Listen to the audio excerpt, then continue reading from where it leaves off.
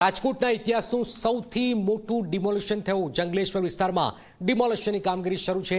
87,000 ચોરસ મીટર જગ્યા ખુલ્લી કરવાની કામગીરી શરૂ કરાઈ છે। 7 ઝોનમાં ડિમોલિશનની કામગીરી શરૂ। ડિમોલિશનની કામગીરી દરમિયાન 3,000થી પણ વધુ પોલીસ જવાનો તૈનાત છે। જંગલેશ્વર વિસ્તારમાં ધારા 144 લાગુ કરી દેવાઈ છે। 3 થી 4 વ્યક્તિઓ ભેગા ન થઈ શકે, કોઈ અસમંજસ ન સર્જાય એટલા માટે 144 લાગુ। 64થી પણ વધુ જેસીબી, 90 ટ્રેક્ટર, 7 હિટાચી સહિત 260થી પણ વધુ મશીનો સાથે મનપાની કામગીરી છે। 25 drone camera, 30 walkie talkie set દ્વારા ચાંપતી નજર છે। આજે રાજકોટના જંગલેશ્વરમાં ચંડોળા તળાવ બાદ, અમદાવાદનું ચંડોળા તળાવ બાદ ગુજરાતના સૌથી મોટા ડિમોલિશનની કામગીરી થઈ। 1489 મકાનનું ડિમોલિશન થઈ રહ્યું છે। આ માટે ચુસ્ત બંદોબસ્ત છે, આધુનિક સાધનો સાથે કામગીરી થઈ રહી છે। દર 2 કલાકે અપડેટ સાથે ડ્રોન વિડીયો પણ જાહેર થઈ રહ્યો છે। આ ઓપરેશન માટે જુદી જુદી 7 ટીમો બનાવાઈ છે। આ કામગીરી પૂર્ણ થવામાં અંદાજે 3 દિવસ જેટલો સમય લાગવાની શક્યતાઓ પણ જોવામાં આવી રહી છે।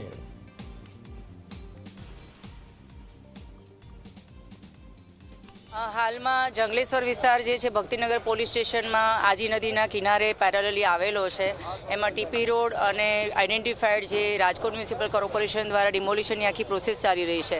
એમાં લો એન્ડ ઓર્ડરની સિચ્યુએશન બગડે નહીં એના માટે માનનીય police commissioner Shri Brajesh Jha sir અને અમારી બધી સિનિયર ટીમના સુપરવિઝન હેઠળ આ શાંતિપૂર્ણ રીતે ડિમોલિશનની પ્રોસેસ ચાલી રહી છે। અને આમાં કોઈ પણની લાગણી દુભાય નહીં, કોઈને અનનેસેસરી હેરેસમેન્ટ ના થાય એના માટે પ્રોપર પ્લાનિંગ કેટલાય દિવસથી ચાલી રહ્યું હતું, જેના ફળ સ્વરૂપે છેલ્લા 2 દિવસની અંદર 60થી 70% લોકોએ સ્વયંભૂ પોતાનો સામાન ખસેડી લીધેલો છે। પોતાના મકાનો પણ તોડવાના ચાલુ કરી દીધા હતા। 40% જેટલું ડેબ્રિજ પણ એ લોકોએ હટાવેલું હતું પોતાની જાતે। અને આજે પણ માહોલ એ રીતનો છે કે અમારી ફાયરની ટીમ, મેડિકલ ટીમ, ડ્રોન સર્વેલન્સથી માંડીને સોશિયલ મીડિયા મોનિટરિંગ બધું જ ચાલી રહ્યું છે, પરંતુ કોઈ જગ્યાએ કોઈ રેઝિસ્ટ કર્યું હોય, અનનેસેસરી ખલેલ પહોંચાડ્યું હોય એવા કોઈ બનાવો બનેલા નથી। આજે જંગલેશ્વરમાં મેગા ડિમોલિશન ચાલી રહ્યું છે અને આપણી સાથે મ્યુનિસિપલ કમિશનર તુષાર સુમેરા સાહેબ છે। સર, કઈ રીતના અત્યાર સુધીમાં પ્રક્રિયા ચાલી છે, કેટલું ડિમોલિશન થયું છે અને કઈ રીતના ખાસ આગામી રણનીતિ રહેશે? બસ અત્યાર સુધીમાં 1 વાગ્યા સુધીમાં 886 જેવું યુનિટ્સ ડિમોલિશ થઈ ચૂક્યા છે અને હાલ અત્યારે થોડો બ્રેક લીધો છે, એટલે બાય એન્ડ લાર્જ અમને એવું લાગે છે કે સાંજ સુધીમાં ઓલમોસ્ટ એ પૂર્ણ થઈ જશે। સર, હવે પછી જે મલબો ઉપાડવાની વાત હોય કે એ કઈ રીતના રહેશે અને ખાસ કરીને કેટલા દિવસ આ પ્રક્રિયા બધી ચાલવાની છે? થોડા દિવસ ચાલશે, ઇટ વિલ ટેક 2-3 ડેઝ પણ થઈ જશે। સહજ મ્યુનિસિપલ કમિશનર તુષાર સુમારા હતા કે તેમણે સ્પષ્ટ કહ્યું છે કે અત્યાર સુધીમાં 800 જેટલા જે મકાનોનું ડિમોલેશન છે તે કરવામાં આવ્યું છે અને હજુ આ પ્રક્રિયા છે તે સાંજ સુધી ચાલશે અને મલબો ઉપાડવાની પ્રક્રિયા પણ 1 થી 2 દિવસ સુધી ચાલવાની છે। કેમેરા પર્સન ઉદય પવાર સાથે ગૌરવ દવે, ઝી મીડિયા, રાજકોટમાં ઇતિહાસનું સૌથી મોટું ડિમોલિશન જંગલેશ્વરની અંદર ચુસ્ત પોલીસ બંદોબસ્ત। હજારો લોકોના અહીંયા ઘર હતા એ હતા ન હતા થઈ ગયા। આપ જોઈ રહ્યા છો ડિમોલિશન થયું છે રાજકોટના જંગલેશ્વર વિસ્તારમાં। 87,000 ચોરસ મીટર જગ્યા ખુલ્લી કરાઈ છે। જંગલેશ્વર વિસ્તારમાં આજ સવારથી જ મેગા ડિમોલેશનની કામગીરી છે તે હાથ ધરવામાં આવી છે અને સામાજિક અગ્રણી પરસોત્તમ પીપળિયા કે જેઓ અસરગ્રસ્ત વતી કાયદાકીય સલાહ છે તે આપતા હતા અને હાઈકોર્ટ સુધી તેમને દ્વાર છે તે ખખડાવ્યા હતા। આપણી સાથે પરસોત્તમભાઈ છે, તેમની સાથે વાત કરીશું। સર, કઈ રીતની કામગીરી અત્યારે ચાલી રહી છે અને કઈ રીતના આપ અહીંયા સ્થળ ઉપર વિઝિટ કરવા માટે આવ્યા, શું મદદ કરી રહ્યા છો લોકો? આજની વિઝિટ માત્ર ને માત્ર માનવતાની વિઝિટ છે।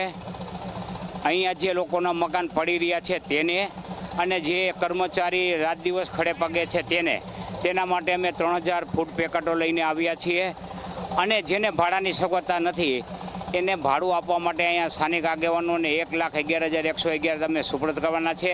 એને જે યોગ્ય લાગે એવી વ્યક્તિઓને જેને કોઈ જેનું નથી, જેને આવકના કોઈ સાધનો નથી, બીજી કોઈ વ્યવસ્થા નથી, એવા લોકોને એના દ્વારા સહાય કરવામાં આવશે। ખાસ કરીને આગામી 27 તારીખે વધુ સુનાવણી હાથ ધરવાની હતી, તે પહેલાં ડિમોલેશન કઈ રીતના જુઓ છો?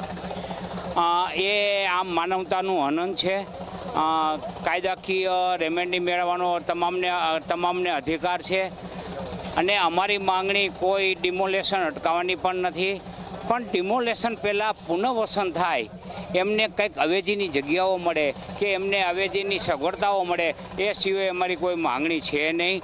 કારણ કે આ એરિયા છે એ સ્લમ એરિયા તરીકે નોટિફાઈડ થયેલો એરિયા છે, તો સ્લમ એરિયાના જે લાભો મળવા પાત્ર હોય એ જ લાભો આપવાની વાત છે. અન્ય લાભોની અમારી કોઈ ડિમાન્ડ પણ નથી. ચોક્કસ જ પરસોત્તમ પીપળિયા છે કે તેઓ અત્યારે સામાજિક અગ્રણીઓની સાથે અહીં પહોંચ્યા છે અને ખાસ જે સતત જે ડિમોલેશન ચાલી રહ્યું છે તેમની અસરગ્રસ્તો છે તેમની મદદે આવ્યા છે. સાથે જ જે પોલીસ બંદોબસ્ત અહીં રાખવામાં આવ્યો છે તેમને પણ તેઓ મદદ છે તે કરી રહ્યા છે. 1,11,000 રૂપિયા તેઓ જે અસરગ્રસ્તો છે તેમને ભાડા માટે તેઓ આપવા માટે અહીં પહોંચ્યા છે. અને ખાસ કરીને જે અત્યારે જે કામગીરી ચાલી રહી છે તે ક્યાંક જે અસરગ્રસ્તો છે તેમના જે પોતાને બંધારણીય હક મેળવ્યો હોય છે તેનું હનન થાય છે તે પ્રકારનું તેમને નિવેદન છે તે આપ્યું છે.